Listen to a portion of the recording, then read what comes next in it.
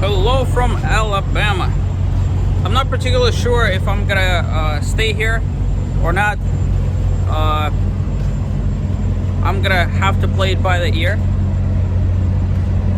So far I've done about 350 miles.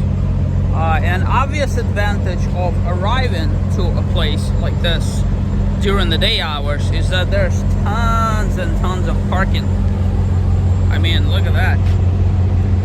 Look at that. How often do you see this at a truck stop? I would say right now, based on how many people park here, occupancy is maybe 20% at best. Have some mixed feelings. First and foremost, let's just call it what it is. The road to and from is very, very long. 2,100 miles is no easy task for anybody. Okay, and so this being the second road that I've now taken, the first one I've actually done something interesting. I've gone to I-10, followed by I-20, followed by I-30, followed by I-40, and then kind of did like one of those numbers and ended up all the way in Utah. Now, of course, from Utah, followed 191, which is north to south road, to go to I-70, and then eventually through $1 Million Highway, which is Highway 550, and then took 550 all the way to 40, and then have taken 40 all the way to Memphis, Tennessee, through New Mexico, and what's along the way, Texas, and Oklahoma, and Arkansas, and I'm pretty sure I'm missing a couple more states in there somewhere. So now I've been driving on I-22 to basically get to where I need to get in general direction of Florida. And so, based on my personal opinion, haven't been to so many states. I've been as far north as Massachusetts, as far south as obviously Florida, as far out west as Montana, Wyoming, all of them places. And most roads, specifically interstates, suck for travel. There's usually nothing to look at. They're very boring. And coming from that standpoint, I have some, I guess, understanding of what to expect of the interstates, right? But I'll tell you this. Once you get to the out west, so to speak, right, at least there's stuff to see as you're driving on an interstate. Because you're driving into the backdrop of giant cliffs and all sorts of spires and all sorts of cool things. But any other interstate, like I-40 is a perfect example.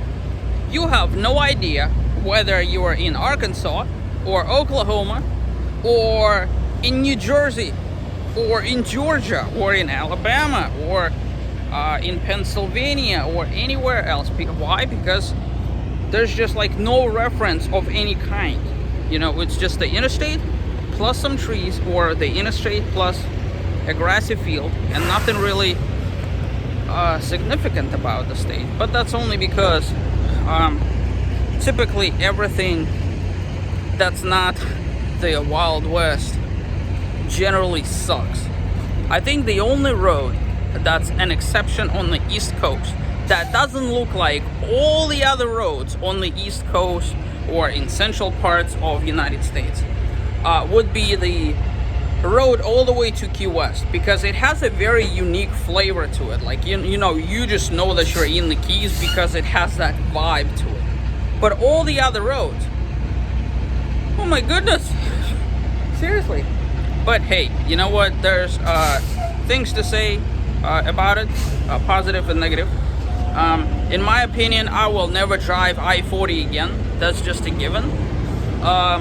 Simply because there's not only is there no variety, but there's even less variety than no variety, if that makes any sense. You know, at least when I was doing the I-75 to I-10 to I-20 to 30 to 40, etc.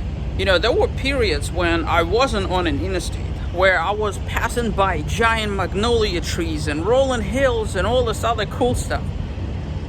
You know, if you guys are driving across the continent like I am, figure out your road. You know, maybe driving an interstate is efficient mileage-wise and time-wise, but sanity-wise, I don't know about that, seriously. So, right now, I crossed the border to Alabama. This is my second time to Alabama. The first one was coming to Utah, now driving back. So I drove the very southmost area, which was very microscopic, and now I'm gonna be driving sort of diagonally all the way, and I still haven't figured that out. Either I'm going to Georgia or I'm going straight to Florida. I'm tempted to go to Georgia, but I'll have to figure that one out a little bit. Here's the irony of it. What got me into camping was the Providence Park in Georgia, which is like Canyon's little Grand Canyon in Georgia. I still haven't been there, right? And the irony is, if I was to drive diagonally, right, I've been camping since 2014, I still haven't been there. It's been on my to-do list, right? But this road, if I was to continue it, I'd be driving right past it, except for one problem. Like, imagine what's going inside of me, like the conflict of emotions.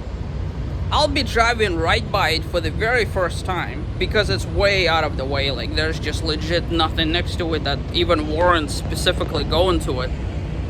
You're not driving past it to get somewhere, you know, it's just like way out in the middle of nowhere. So this time, for the very first time since 2014, probably after like 30,000 miles in RVs since 2014, I'm driving literally right next to it and I can't go to it. Why? Because there's no place to park. I'm so long, there's no place to turn around. I can't park on the highway. There's just like no way for me to do it. So I'm still pondering how to do that. For all that I know, maybe, just maybe, I'm gonna skip it again. But isn't it funny?